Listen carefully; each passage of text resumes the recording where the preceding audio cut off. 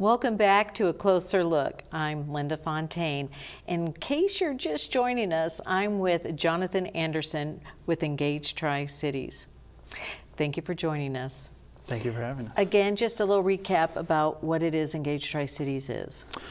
Yeah, so we're an organization that wants to bring the community together and move people to make a difference and just identify problems in our cities and our communities and figure out ways that we can bring solutions to the table. Okay, great. So we were talking about the houses. Yes. And what a blessing you've had with that, with people helping and volunteering in different churches in the area, donating land or homes. That's been fabulous.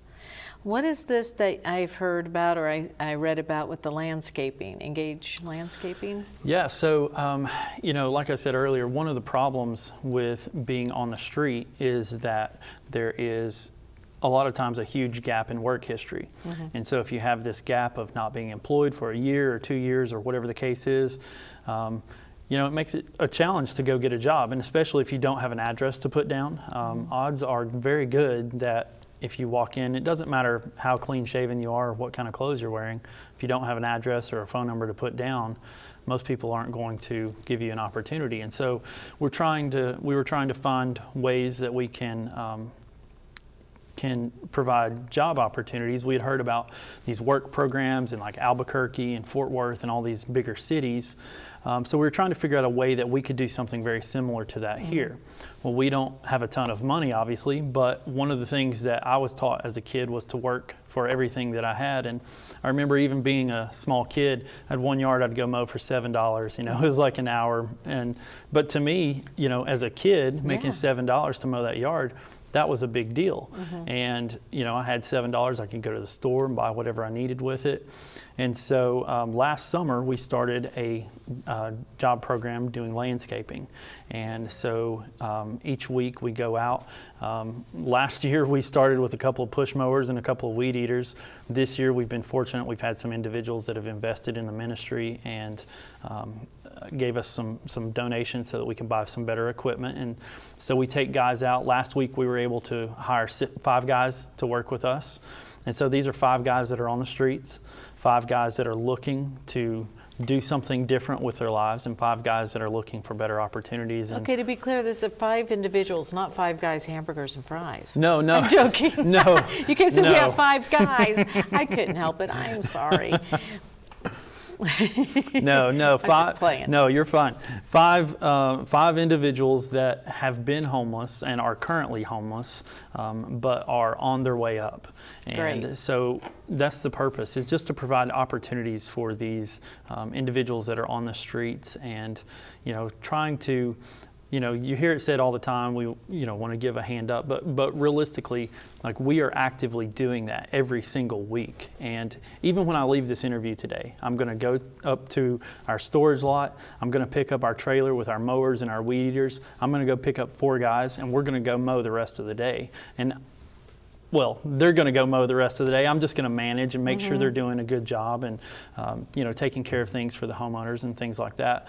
But these are opportunities that are going to change lives. And so everything that we do, that's what we want to focus on. We don't want to just continue to give handout after handout, but we want to see lives change and these cycles broken.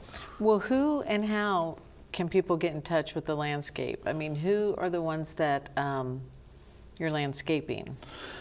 It's individuals that contact us through Facebook or send us an email through our website, or they call our office. We can send one of our guys out to one of our volunteers, or myself will come out and give you an idea of how much it would cost. And then so anybody can call? Yeah, absolutely, anybody at all. Okay. Churches, businesses, individuals, it doesn't matter. And it doesn't matter how bad the job is. These guys are hungry and looking for work. That's amazing. And they're willing to do anything. That is great. Sometimes it's hard to find people that want to work these days. Absolutely. Unfortunately, it breaks my heart when I see help wanted signs at so many places. Sure. I'm like, why is it so hard to find workers? Sure. But it is a shame sometimes when you see that. So it's great to hear that people are really willing to work hard. Well, that's one of the reasons why we do this also is, a lot of times you'll see people on the street that just haven't been taught how to work. And maybe if you go to the CASA website, which is Court Appointed Special Advocates for I'm Foster on the board Care. of that. Yeah, so CASA will say that the biggest influence or biggest thing that will determine whether a child in foster care will end up homeless or addicted is the years between 18 and 23.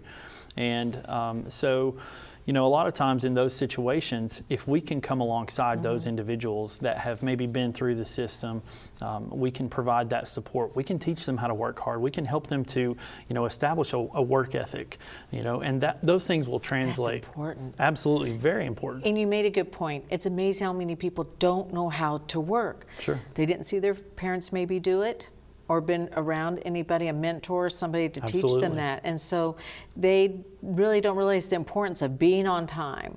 Yes. Doing hard work, feeling that sense of pride, and going home tired. Sure, absolutely. So that is valuable right there, that experience. Absolutely. And if you're going home tired, you're less likely to get in trouble. Like, that's just the reality of it. If you go home and you're, I need to rest, I need to get me a good meal, a hot shower, and go to bed, you're not going to have opportunities to get in trouble. Absolutely. Good point. So you've only been here 2 years. I can't believe how much you guys have accomplished.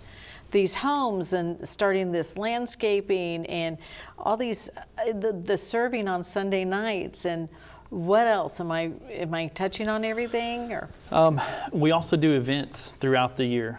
So those are different types of events that we come up with strictly for the purpose of pulling the community together, but then also to invest in the individuals that we're serving. So like, for instance, for Valentine's Day, we wanted to do an event just for the ladies. Aww. And so our Sunday nights, they're very stripped down. It's, folding tables. It's not anything fancy. But this event, we wanted to invest in the ladies, and we wanted them to know that, whatever situations they had been through in their life, whether abuse or homelessness or addiction, whatever, that they were valuable and that they were loved and that they were worthy. And so we provided an event for these ladies called Beloved. We had over 20 cosmetologists that came together. We had around 65 volunteers total that came, and we catered the event. We had that there at Tailored Venue and Events, and Allison and Sherry down there at Shabby Alleys did an amazing job for us. So good of them. Absolutely. And then all these ladies that came together, and we did hair and nails and makeup, and provided gift bags for the ladies. We had a friend, Tyler Boyd from Christ Fellowship, came and led worship for the ladies, and you could just walk in and just feel the atmosphere and see the smiles on the ladies' faces. I love it. It was just an amazing event. Well, tell me, Jonathan, what are some of the items people could donate? How can we help in monetary or just giving of resources? Sure.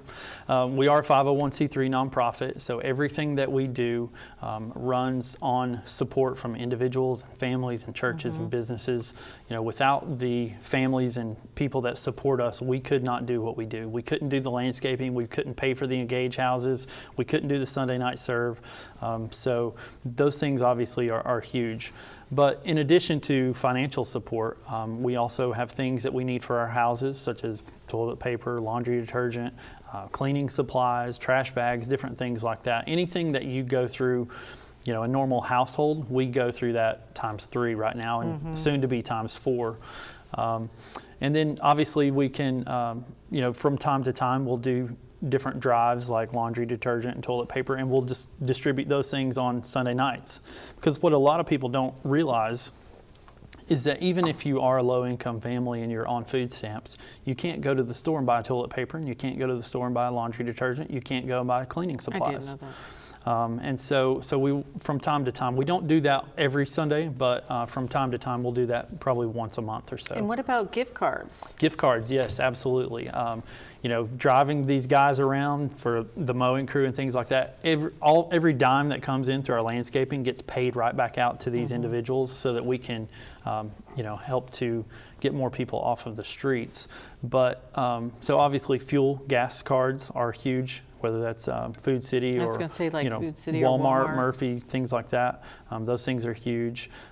We're all the time needing equipment and different things so that we can employ people. Lowe's gift cards. Oh, I Possibly. bet Lowe's would be good. Yeah. Lowe's and Walmart. And then even for gift cards that we can hand out, maybe like a $5 gift card to Burger King, which is downtown. If maybe someone misses a meal, there's lots of great organizations that provide food throughout the day and throughout the week.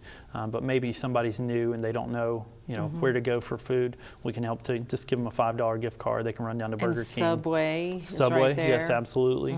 Or maybe even Family Dollar so that they can run up there and get things that they need. Oh, good. So that's nice. And then where could people bring those? We have an office at 220 Broad Street. We're at Suite 103. Okay, next to Excel Fitness, right? Yes, Okay. correct. Yeah, right there on Broad Street across from Hibbert Davis.